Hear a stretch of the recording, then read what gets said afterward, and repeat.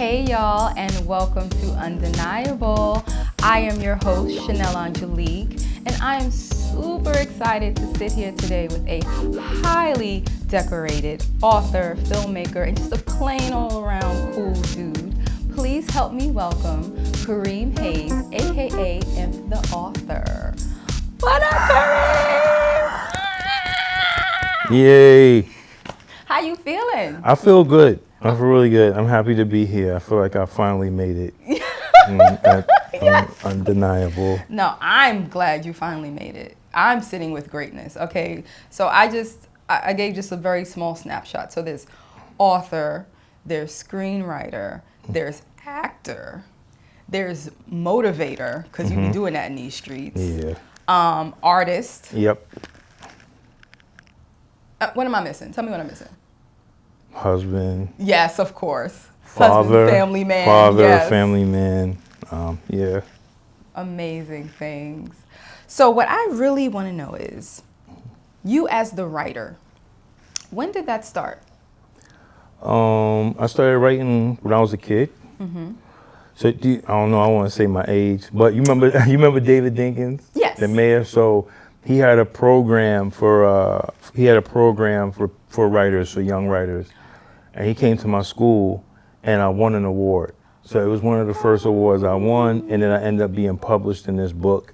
And then I was like, you know what? I think this is what I want to do. So I was probably like 11 years old at the time, troubled kid, like abusive background and stuff like that. So writing and art and drawing was like one of my major outlets. So to be validated at such a young age, it inspired me. I still missed my calling in a way. Like I still ran the streets and did dumb stuff, but it was always in the back of my mind that I'm going to be a writer one day.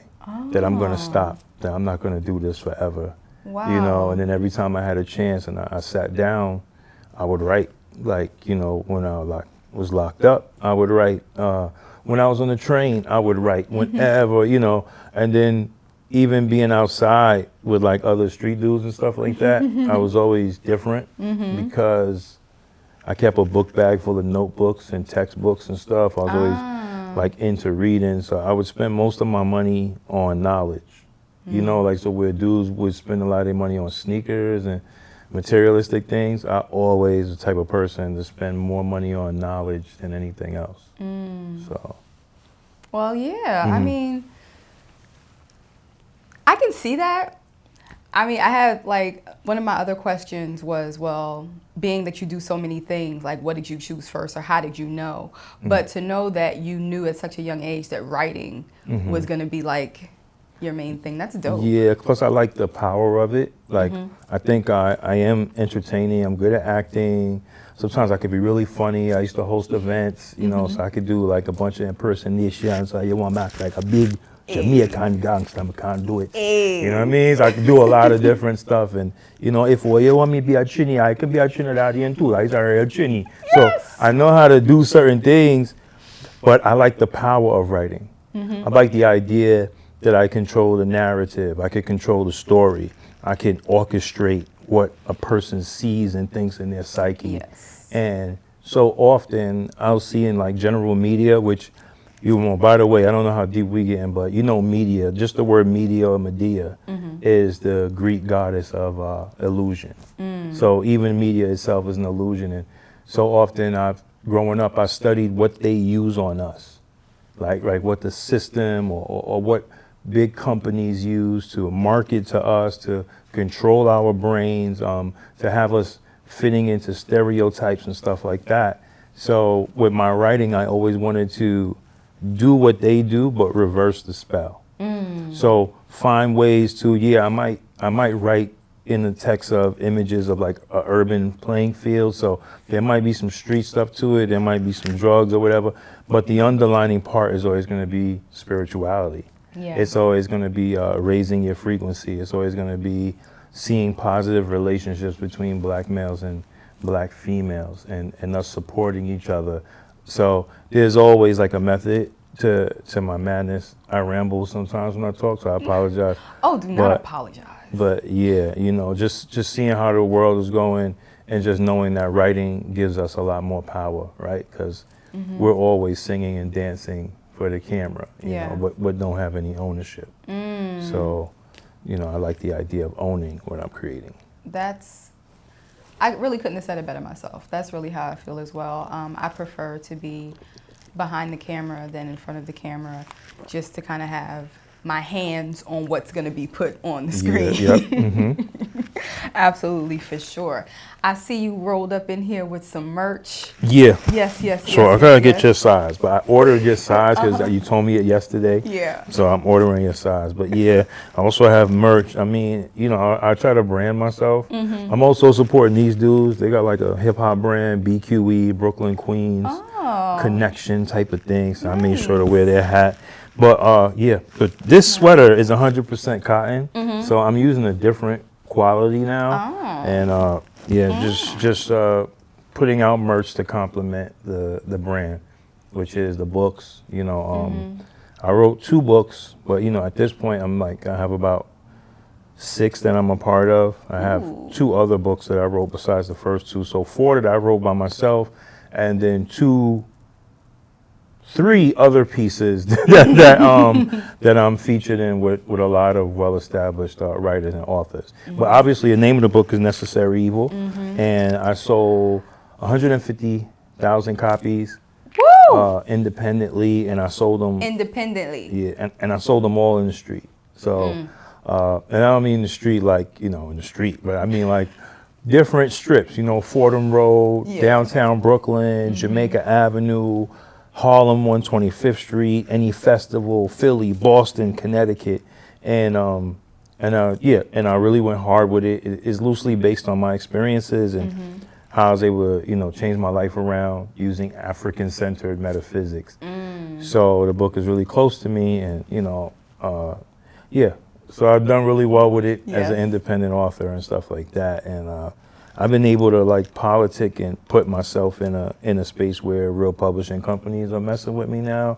Shout out to my brother Jamal Hodge. Hey, you know, Jamal. He's introduced me to a lot of stuff and kind of like broadened my horizons. So yeah, I'm excited about where my career is at today. Amazing. First of all, Necessary Evil is a brand. Okay. Yep. You have grown it to create this major business of Necessary Evil, this, Necessary Evil, that, just taking it all the way to the top, and I couldn't be more proud and more happy for you. Thank you so much. So something that has grown so much, I know you said that you use some things loosely from your life. Where did it really begin?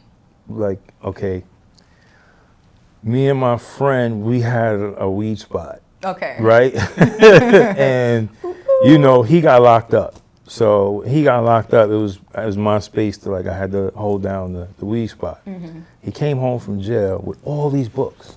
And I was like, yo, what's this you reading? Because he was the same friend that would laugh at me for reading stuff like Behold the Pale Horse, or, you know, Black's Law Dictionary, or The Science of Melanin, or the Metsu Netta, you know. He's like, yo, why you listening to these lectures? Why you watching? So to see him read a book, I'm like, what's this? And I started looking through them. And, you know, respectfully to other urban authors, I was like, yo, this shit is I can curse? Okay, this shit is a comic book. The fuck are they giving people? Yo, why is the word so big on the page? Yo, this is only 100 pages. Yo, I see the errors though. Right. Yo, this isn't written with any word. You know what? I got a trick. So I was always like writing stuff, you know, like, and I had a clothing line that I was working on, but I never thought to really like write a book. Okay. You know, because if anything, if I was going to write a book, it would have been about spirituality, right? So seeing these urban books, I said, you know what?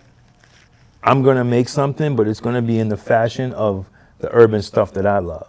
Jay-Z, Nas, Wu-Tang Clan, Brand Nubian, X-Clan, Public Enemy. So, and what I always loved about them was they gave you this aggressive packaging, right? This street packaging, you know, but on the inside, Jay-Z is telling you how to really run a business and be an entrepreneur. Yeah. You know, if you listen to Wu-Tang, some of these dudes have moved on to teach physics in colleges.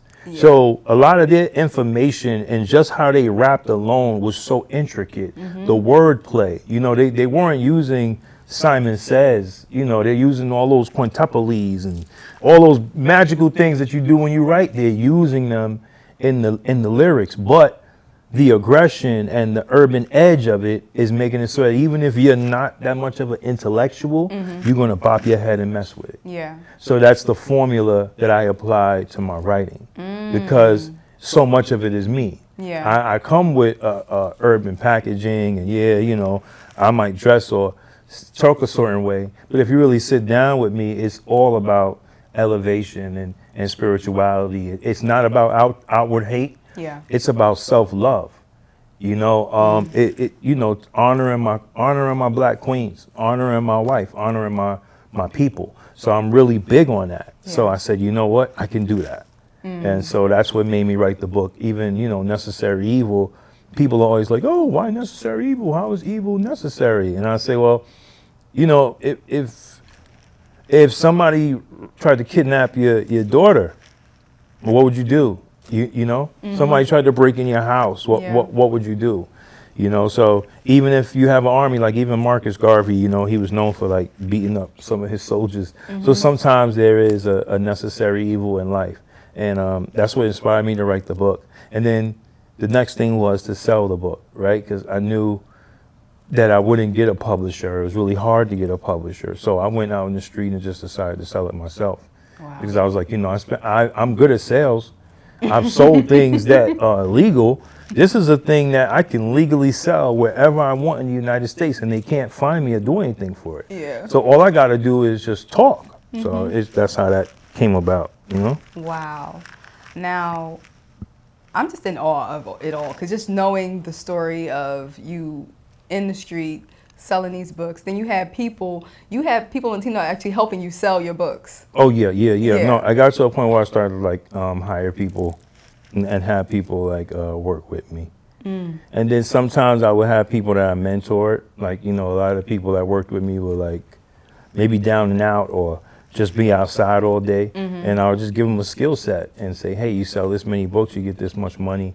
So it was more of like a mentoring situation. And then a lot of times it got lonely out there. Yeah. So I needed some type of companionship, somebody to hang out with me. So, Yeah. you know, and then people always tell you, like, you know, shout out to Jamal again. He always say, you need to duplicate yourself. You need to start learning how to delegate. And so that was one of the things that I was learning outside. I learned a lot of people skills. You know, before that, I was already a teaching artist. Yeah. So I would always teach art and do different things in schools and stuff like that.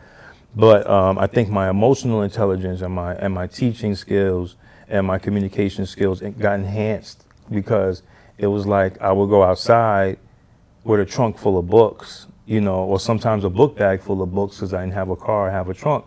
And I would have to set my intent for the day. Yeah. And then as I'm looking at people come towards me, I have to read their body language and predict and visualize what's going to take place. What am I going to say? Oh, okay, I see the sister coming towards me. Oh, her hair is natural. She's a natural sister. Okay, Yeah. so maybe she'll appeal to us a little more. All right, how should I approach her? You know, if when I'm talking to you, if you let me put my hand on your shoulder, you're comfortable with my energy. If I put my hand on your shoulder and you pull away, I pull my hand back, and now I have to look more modest. Maybe my hat being so low is a little intimidating, so let me raise it up to this type of person. So all those things, and they're like split-second decisions that you're making. Yeah. And it improved my overall communication skills and stuff like that too. Yeah, that is definitely a skill. Knowing how to read people, knowing how to read the room, it can only help you in life. It can only help you when it comes to getting to the next level in multiple different areas of life. So you go ahead. Yeah, and then people told me, yo, it should be a movie. So that's what inspired me to make it a film. Now, when I was younger, I used to make videos. So I am like an award-winning video PSA maker. Remember we used to have stuff like Your Brain on Drugs? Yes. So I used to direct and write stuff like that, like little PSAs. I was part of a public access show called The Real Deal, and we won all these like Golden Apple and Silver Apple awards. So I was always intrigued by film, right? And then everyone who I allowed to read the book said, yo, this should be a movie, this should be a movie. So then I set out on that journey of like how I'm gonna make a movie out of this book. And then there was a lot of people that I met that weren't shit, right? Like, people that would tell you they're gonna do something and never do it. People that didn't have integrity. And so I learned with, just the entertainment business that you're gonna encounter a lot of suckers. And then in our community, a lot of people are into the pageantry. Yeah. So they're into who's popular, who has the look, our community, and respect, I don't mean in a bad way, but, a person will rent a Ferrari just to act like they have a Ferrari. Yeah. And they'll value the guy with the Ferrari instead of valuing the guy that wrote 10 scripts in a month. Like he's a nut, and maybe his hygiene ain't all that, or maybe he doesn't wear the latest Jordans and stuff like that. You know why? Because he's so entrenched in the craft. Yeah. So, unfortunately, that's what I saw in the process of trying to make the film. And so I made friends and then broke up with a lot of people. Because when you have integrity, like I live off of my integrity, off of my word, off of my name. There's a reason why when I'm sitting here with you, I go FaceTime with my wife, make sure you and my wife communicate because of my integrity. Yeah. There's a reason why she's so comfortable with, go over here, do whatever, because when if I bring her to a place, you've seen me interact with people without her. Yeah. And because you know me personally, right? Yeah. She knows me personally. So you've seen me interact with people, and then you've seen me bring my wife into the space. And how she's treated is based on the integrity that I've already withheld. Yeah. So it's not like I was running around flirting or doing a whole bunch of stuff. And I like to flirt. Like I'm a very flirtatious person. But I understand integrity. Yeah. So I always try to lead with that, So back to the process of making the film or trying to make the film, I just ran into a lot of people that weren't shit. Fast forward, I bumped into this brother, Jamal Hodge, who I know him through, he's a director. I know him through a good friend of ours who I used to counsel. Oh. Yeah, I used to be her counselor, and now she has a non-for-profit and stuff like that. So she would always say, yo, you should mess with him. So I met him back in the days, and we didn't like each other because I saw him, and he just looked like a really aggressive, big, mean, dark-skinned guy, darker than me, and just real eyebrows down type of person. And he was in the editing room. Editors are always like weird people. So I was like, all right, I don't know about that guy. So, but I end up, fast forward, bringing him the book. He reads the book, and he says, I can't do this. What is wrong with you? This book is trash, right? Because it wasn't edited properly. Okay. So that was good. That was tough love. Yes, yes. So at that point, I hadn't really sold any copies. So I didn't have the money to afford an editor. So I sold like 5,000 copies. And the money I made from those copies, I had got an editor and edited it. Wow. And came back to him. Now that's smart. And then I had to send out books to people who were other professionals that told me it wasn't edited properly. Because in the community, in the neighborhood, everybody was just happy I wrote a book. Yo, you wrote a book, son? That's what's up. Told you he's smart. He's smart.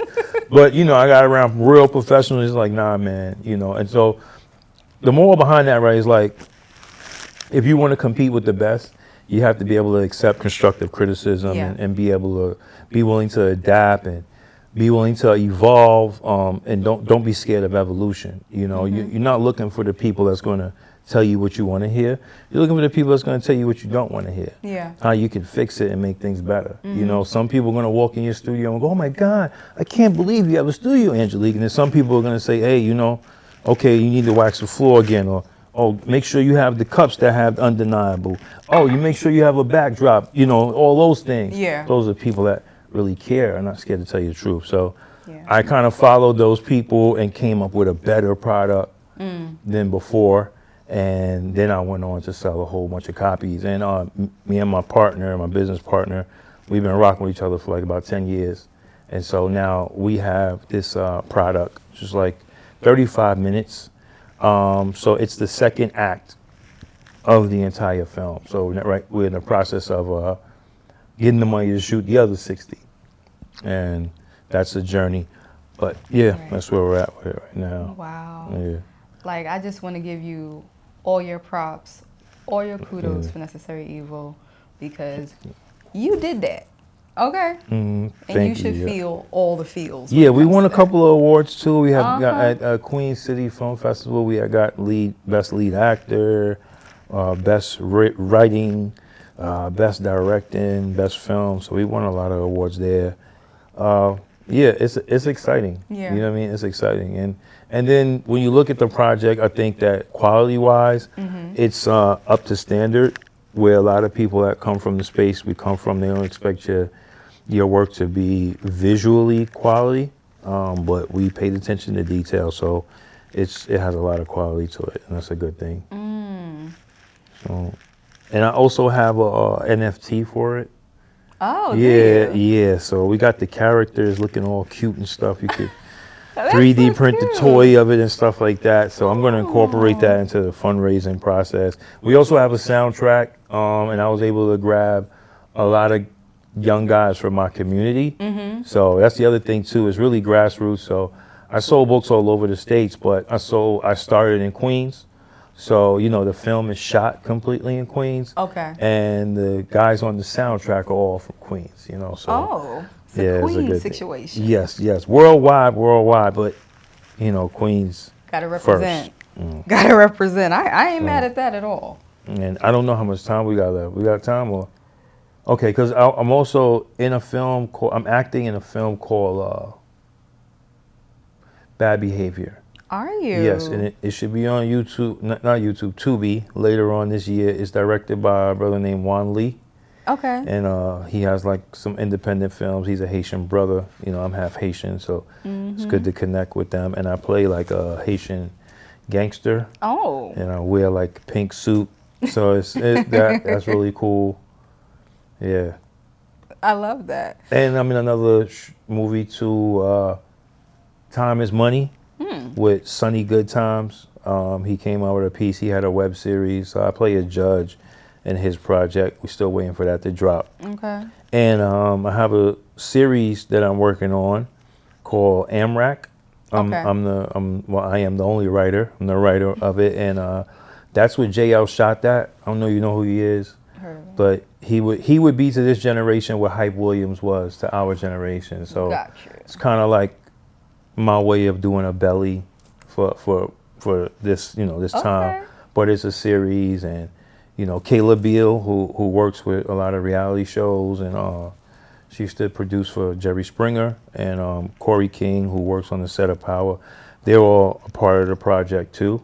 They're my producers as well, but they're very young and energy is very fresh, and it's like a way of having a conversation between the drill generation and the God body 5% of old school 90s generation. So, yeah, that's something else I'm working on. That's in the thing. And then with my production company, Hard Cinema, we have a lot of projects. We have a whole slate that we're Hard pushing cinema right don't now. stop. Yeah.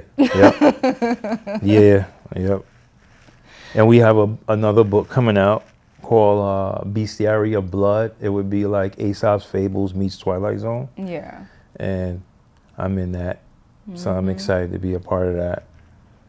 Yeah, I can't wait to read that. Also have a children's book.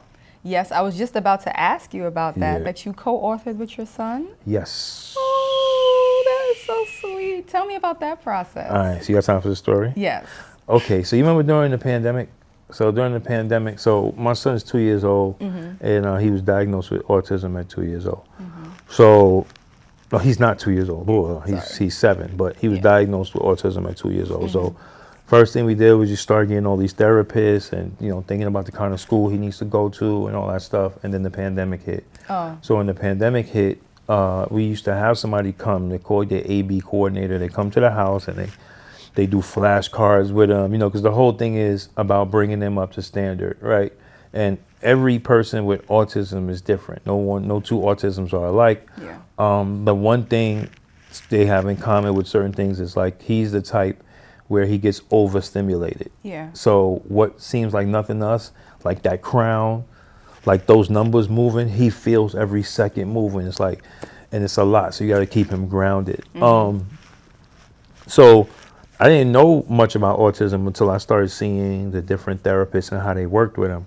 But you remember, I'd say I used to be a teaching artist. Yeah. You know, and my dad was like a strict disciplinarian. So I kind of felt like God prepared me for this moment, Okay. and that God, me and my son are tailor made to be in each other's life, right? We're tailor made because he taught me a lot of patience.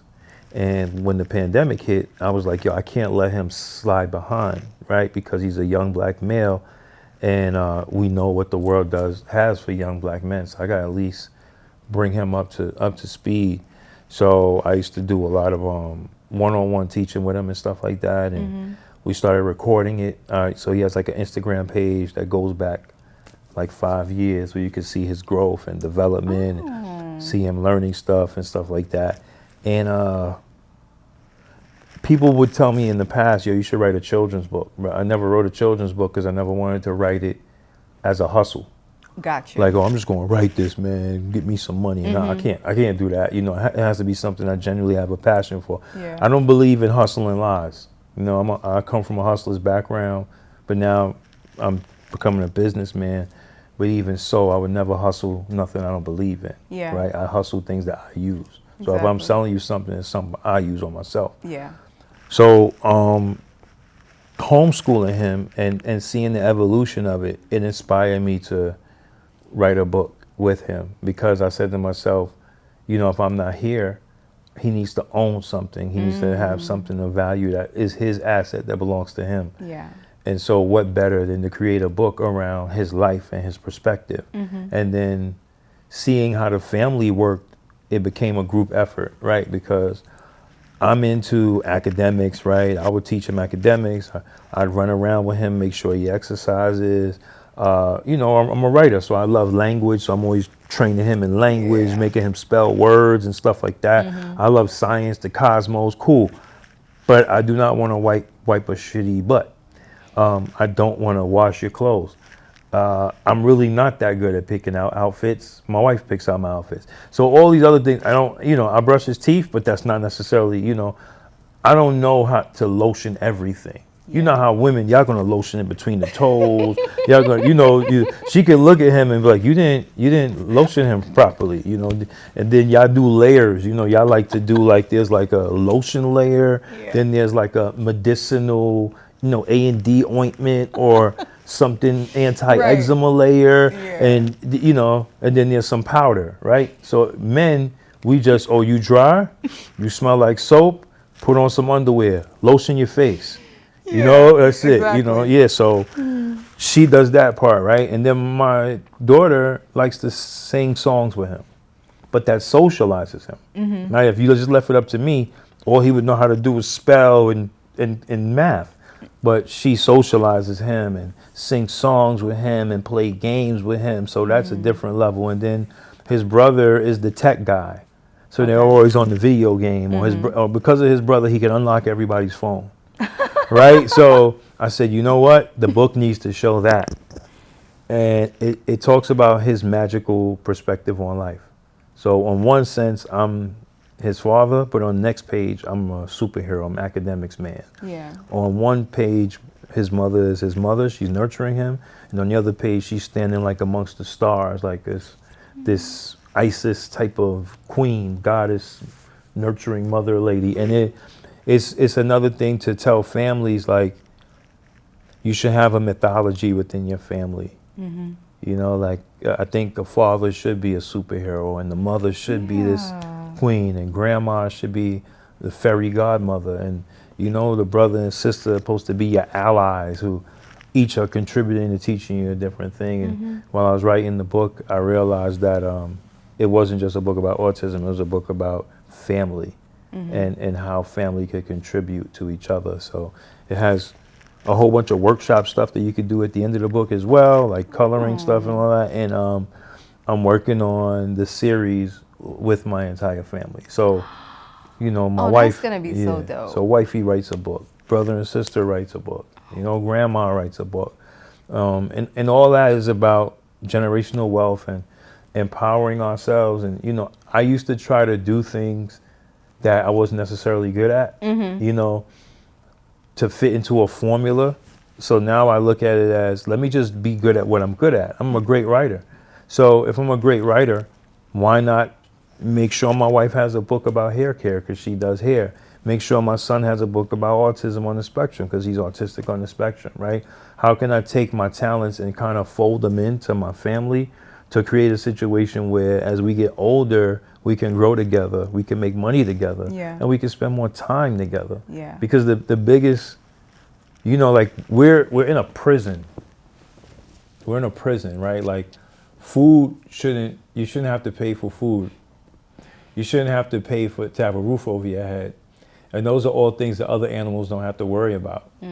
And because we are forced in a position to worry about those things, it takes us away from the higher things that we would like to do, creating inventions and things like that. You know, it's like it's designed to keep you working and keep you stressed. So in my art and in my pursuit of financial stability through my art, I also try to incorporate ways to empower my family too, because I want to spend time with them. I don't want to be taken away from them, right? So make my family a business. You know? Smart. When I tell you about the wisdom and the knowledge, y'all just be soaking it up. That's what I'm talking about. Now, before I get you out of here, because I could really talk to you all day, but before I get you out of here, if there is one reason that Kareem Hayes is a household name, what would you want that to be for?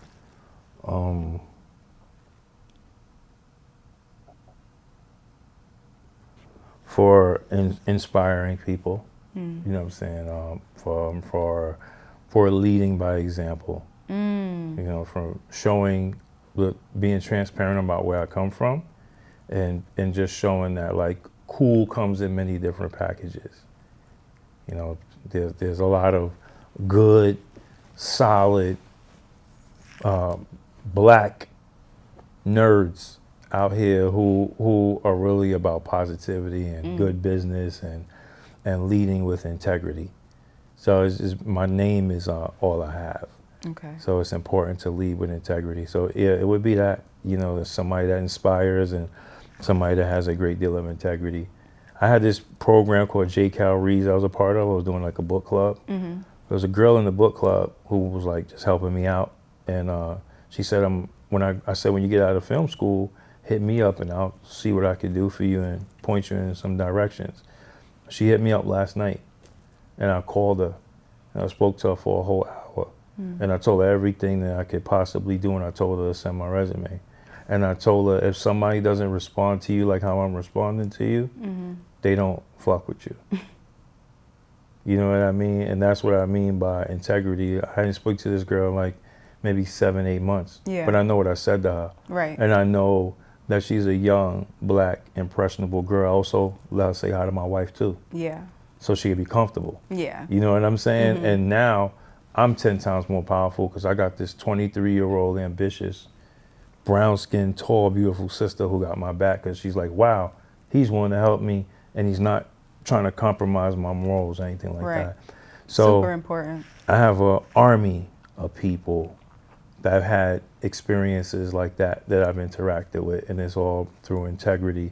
And what do they call that? Social wealth or something like that? Yeah. Yeah. Yep. That's dope. I mean, I expected to, you know, learn a little bit more about you today, but I didn't even know you was that dope. Super excited. Now, I have to tell you just how much more dope you are. Are you ready? Okay. I made it through too. You know, during the sun part, you saw me? I did like this real quick. I had to like reset. Yeah, you did I was good. about to, because when I talk about him, man. You follow his page? No, I didn't even know he had a page. Yeah, he has. When you see his page, you're gonna see. I'm like, wow. I have to follow his page. Yeah. Kareem, big brother energy to the max. You always have words of encouragement and knowledge to share. Your hustle and grind is unmatched. You literally worked from the bottom up to see your dreams to fruition. You're a family man who always shows gratitude to his loved ones. You're an example for anyone thinking of giving up on themselves. Your talents and dedication will continue to light your path. You are undeniable. And that is for you. This is fire. I just want you to know that you are valued and appreciated. Thank and you. Please continue to give us all these wonderful things. Thank you. You're very welcome. So yeah, my website, inftheauthor.com, Yes. inftheauthor.com. Everything is Inf the Author online, INF the Author. If you go to my Instagram page, I'm really easy to reach. Any of the merch is Necessary Evil Store, or Necessary Evil Store, or you can just contact me directly on Instagram or any of my platforms. But everything is INF TheAuthor, inftheauthor.com, or at inftheauthor on Instagram, or inftheauthor on YouTube, inftheauthor on Twitter, inftheauthor on TikTok, inftheauthor on Rumble, inftheauthor on what's that thing, Telegram, inftheauthor on the Discord. And you know what, Angelique? I think that... I love how he calls me Angelique. I love it. That's your name, right? I saying it right? Yeah, okay, I'm just making sure, Angelique. Just making sure. I think you're a wonderful person, too. I think, what I love about you is you don't hesitate to support. That's what I noticed. It's like you're a talent that you don't make people feel like you're competing with them. You're so nurturing, you know what I mean? And I have this motto that you enter into the kingdom of God as a child, right? It's from the Bible. I'm not biblical, but I'm spiritual. And I used to have these events, these painting sips. Yeah. And when you would come, you had no ego. I would have to tell people, yo, we got a writer, singer, she does a bunch of stuff. And you would just enter to have a good time and encourage people. And I would watch how you read the room and tell people what's necessary and what they need to hear. So I think you just have such a nourishing energy, you know what I mean? And just know that I'm always rooting for you behind the scenes. Rooting for you behind the scenes. And me and Jamal are both scheming on writing something with you. I was talking to my wife, because me and my wife, we writing a series together, you know, but she's a hairstylist, so don't want to venture into that world. You know. Yeah. It goes down in the beauty salon. It does. I hear stories from her what? But she's breaking into the writing. Yeah. So to have her matched off with a woman who writes, and then me and Jamal, and I just know the series would be stupid. But I'm sorry, Jamal. I know I'm kind of cutting your throat. Because he has some other stuff he gonna tell you. But hey, I'm here, man. Y'all just shoot my shot, man. Gotta do what you gotta do. Gotta do what you gotta do, man. Oh my gosh. But yeah, you're really a great individual, and I was so looking forward to being on the show. Thank you. I was so looking forward to having you here. And I don't even care about people's shows. But this was I was like, yo, I want to be on that show, I want to get on that joint, so this was exciting. It was exciting. It was fun talking to you. No, it was fun having you here. The only reason you weren't on the first season because I got sick the first season. I had to end it early. But you made it here, sharing all of your fantastic gems and jewels. And I need y'all to really, if y'all don't know, y'all need to get his merch, get on top of these books, see Necessary Evil some way, somehow. You tell them how they see it eventually one day. But please connect. Please follow him. Please find him. Stalk him. But don't tell nobody I told you to stalk him.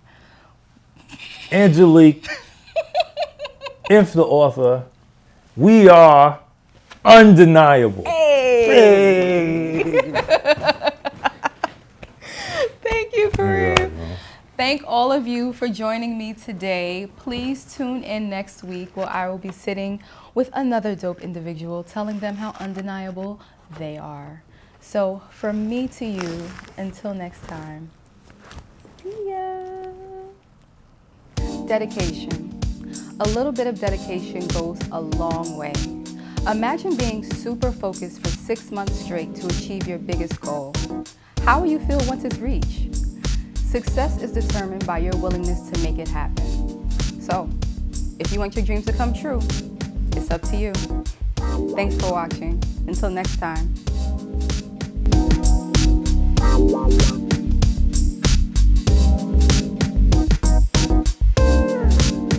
We did it. Yeah, We that did was it. fun. We did it. Okay, enough. Scene one, take three. Action.